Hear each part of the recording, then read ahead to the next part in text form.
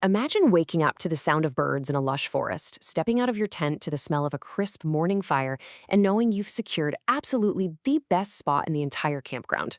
Welcome, everyone. Let's dive right into this explainer and unlock the secrets to planning your perfect outdoor adventure in the Hoosier State. If you want to master the art of booking an Indiana State Park campsite, well, you're in exactly the right place. We're going to make sure that even if you're a complete novice, you'll pick up all the essential info to navigate the system like an absolute pro. Because let's face it, whether you're dreaming of hiking the rugged, ancient sandstone canyons of Turkey Run, exploring the incredible sandy shores up at Indiana Dunes, or just taking in those breathtaking autumn leaves in Brown County, securing your spot is step one. Indiana state parks are absolute treasures. They draw nature lovers and adventure seekers from all over the place. But because they're so incredible, they're also in incredibly high demand. So here's our roadmap for today. We'll quickly cover Indiana's great outdoors, why reserve in advance, step-by-step booking, what to know before you go, and finally troubleshooting and FAQs. Let's get into it. Starting with Section 1, Indiana's Great Outdoors, setting the stage for your adventure. Indiana's state parks offer just incredible escapes, honestly, whether you're a seasoned outdoorsy type or totally brand new to camping. We're talking about a vast network of parks and reservoirs waiting for you. To put this in perspective, there are over 8,000 campsites available across the state park system. That is a massive amount of space to explore. And the best part, unless you intentionally book a primitive site, most of these standard campsites come fully loaded. You're getting electricity, a picnic table, your own fire ring, a dedicated parking spot, plus access to drinking water and modern restrooms with showers nearby. Some spots even hook you up with sewage and water for RVs. Moving to Section 2, why reserve in advance? Beating the crowds to secure your spot. Now, you might be tempted to just, pack up the car and roll up on a Friday afternoon hoping for the best. But trust me, advanced planning is your ultimate secret weapon here. You really have two choices. You can either enjoy total peace of mind, knowing exactly where you're sleeping, knowing you have guaranteed access to amenities, and that your trip is locked in. Or you can face the sheer panic of showing up to a completely sold-out park during peak season. Booking ahead transforms what could be a super stressful lockout into a guaranteed peaceful retreat. So the absolutely crucial thing you need to master is the 6-month rolling window. This is the golden rule of Indiana State Park camping. Standard campsites become available exactly 6 months prior to your arrival date. And here's the pro tip you cannot ignore. Daily inventory drops sharply at 12 o'clock noon Eastern Standard Time. For those premier properties during peak season, prime weekend sites are literally snapped up within minutes of that noon release. You gotta be ready at your keyboard.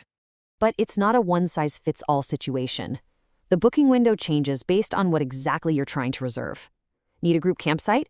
You get a 12-month head start to wrangle everyone together. If you're looking to upgrade to one of those modern family cabins with kitchens and bathrooms, you get a full year to plan. And get this, you get a massive 2-year window for the cabins at the Abe Martin Lodge down in Brown County State Park. All right, on to Section 3, step-by-step booking, navigating the digital reservation architecture. Let's get tactical and see how this actually works online. The main hub is camp.in.gov, which runs on the Reserve American network. First, research and pick your ideal park based on what you love doing, like do you want to be near the water or right on the hiking trails? Second, create your user account way ahead of time. You do not want to be fumbling with passwords at 11:59 a.m. Third, use the interactive maps to pick your dates and pinpoint your specific campsite. Finally, just process your payment to confirm. Boom. 4 simple steps to lock it in with zero guesswork. When you do go to pay, keep their tiered pricing matrix in mind. The system naturally charges based on demand, which makes sense, right? So you can actually save a decent chunk of change by booking a Sunday through Wednesday trip, taking advantage of the weekday rate. Thursday through Saturday bumps up to the weekend rate, and obviously, holiday weekends sit at that highest premium tier. To juggle all this high demand, the state enforces some pretty strict stay requirements. Booking a weekend, that's a 2-night minimum. Holidays, 3-night minimum.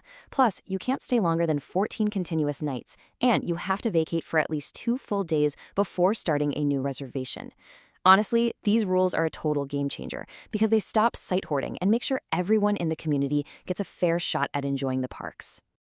Next up, Section 4, Before You Go, Rules, Etiquette, and Packing Essentials. Look, securing the site is only half the battle. Knowing the rules and practicing good etiquette ensures your trip isn't cut short or ruined by a simple misunderstanding. For instance, real-world rules at places like Prairie Creek Reservoir show some standard, strict regulations you're going to see everywhere. They enforce a strict 10-mile-per-hour speed limit to keep everyone walking around safe. You'll also notice an 11 p.m. curfew for anyone under 18, meaning they absolutely got to be back at their campsite by then. And standard site etiquette brings its own strict logistics. Your move-in time is 3 p.m. and move-out is strictly 11 a.m. Occupancy? Capped at 8 people per site. So, no giant block parties on a single pad. And a massive rule to remember for your campfires. All fires have to be contained. And wooden tallets are strictly forbidden for firewood. This is mostly because of the leftover nails and toxic treated wood. Now, when you're packing, you really need to factor in the season. Planning a shoulder season trip from November to April, you get some incredible perks, way fewer bugs, less poison ivy, and beautifully crisp nights. But you have to plan ahead. Remember to haul in extra water because park supplies are usually winterized and completely shut off from November to mid-March. During that time, a lot of sites just switch over to first come, first served. Though, it is a huge relief to know some campgrounds do keep heated restrooms open year-round. Finally, Section 5, Troubleshooting and FAQs. Overcoming sold-out parks and reservation hurdles. Let's tackle what happens when things go a bit sideways. If the digital portal is just acting up or overwhelming you, you can absolutely talk to a real human being by calling their toll-free number 1-866-6-CAMPIN. What if your absolute dream park is entirely sold out? Hey, don't panic. You can use a third-party service like the Camp Nabbit app. You literally just tell them where and when you want to go, and they'll shoot you a text alert the second someone cancels and a spot opens up. Also, just a heads up, if you buy your state park vehicle permit online ahead of time, expect a 7 to 10 business day wait for delivery, so plan accordingly. Real quick, before you load up the car and hit the road, always remember to verify final details. Policies, seasonal rates, park advisories, and health guidelines can and totally do change. Always double-check the official Indiana DNR website at camp.in.gov for the absolute latest info before you travel. You now have the ultimate blueprint to bypass the crowds, navigate the digital systems, and snag your perfect campsite. The beauty of Indiana is out there just waiting for you. So embrace the planning process, get out there, and start plotting your next great outdoor adventure. Equipped with all this right information, which Indiana State Park will you conquer first?